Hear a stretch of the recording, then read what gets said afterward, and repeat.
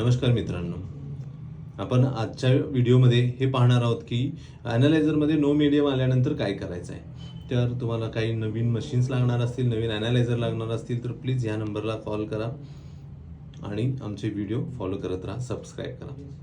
तर मिल्क ॲनालायझरमध्ये ज्यावेळी तुम्ही दूध लावलेलं असतं तर ह्याच्या डिस्प्लेला तुम्हाला नो मीडियम हा एरर आलेला असतो.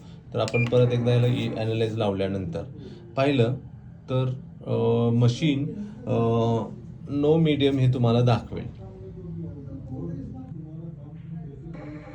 नो मीडियम आला, रिझल्ट नाही दाखवत. ह्याचा अर्थ मशीन खराब नाही, तर आपण बऱ्याचदा मॅन्युअल क्लिनिंग केल्यानंतर ह्याचा हा जर एअर बुश लावला नसेल तरीही अशा पद्धतीनं मेसेज येणार. आता त्याच्यावर अजून दुसरा एक ऑप्शन त्याला एक असतं की हा निम्मा लागलेला आहे. ठीक आहे, आपण हा मुद्दाहून निम्मा लावला आहे. कधी कधी गडबडीत बऱ्याच आपल्या ऑपरेटरकडून हा निम्मा राहतो आणि त्या केसमध्ये आपण गडबडीत मशीन चालू करतो.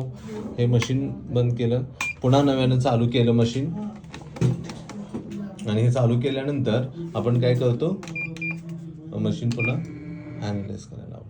आता काय होतं या केसमध्ये आपण परत तीच मगाशी जा व्हिडिओ बघितलं तेच होणार आहे पुन्हा की नो मीडियम येणार. तर ह्याचं कारण तुम्हाला लक्षात आलं असेल नक्कीच. ह्याचं कारण ह्या एकाच गोष्टीमुळे झालेलं असतं, एअरबुश आपण चुकीचा लावल्यामुळे. पहा, नो मीडियम हा आलेला आहे किंवा कधी कधी एरर व्हॅल्यू पण येतं. ह्याचं एकमेव कारण आहे तुम्हाला हा एअरबुश प्रॉपर चेक करायचा आहे. हाच असा प्रॉपर म्हणजे फेस टू फेस बसला पाहिजे, ह्याची काळजी घ्यायची आहे.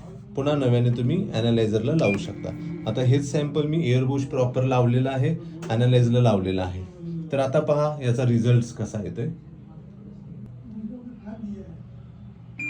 पहा, fat 0, SNF 0, water 99 degree CLR आहे, टेम्परेचर आणि काउंट आणि पाणी असल्यामुळे 99% दाखव.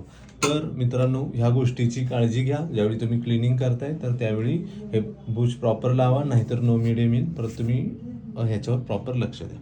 Thank you very much.